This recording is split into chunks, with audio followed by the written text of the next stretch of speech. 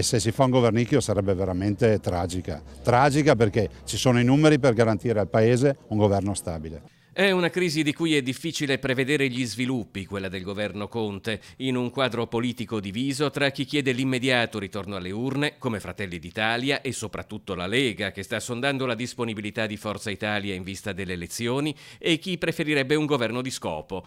Il Movimento 5 Stelle, tramite Beppe Grillo, sonda la disponibilità di un partito democratico che con Zingaretti declina l'invito, ma le cui divisioni interne paiono oramai mature per la scissione dei renziani, che confluirebbero in un nuovo soggetto politico di cui sarebbe già pronto anche il nome, Azione Civile.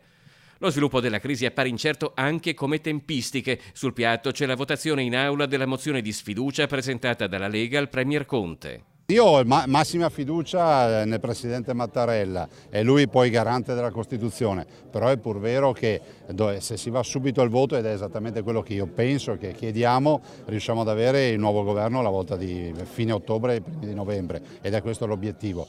Trascinare questa agonia con governicchi e soluzioni roccambolesche vorrebbe dire semplicemente non dare all'Italia un governo stabile, solido e che fa le cose. L'incertezza che viceversa ha caratterizzato l'azione di questo governo ha avuto, secondo Zaia, più di una ripercussione in Veneto.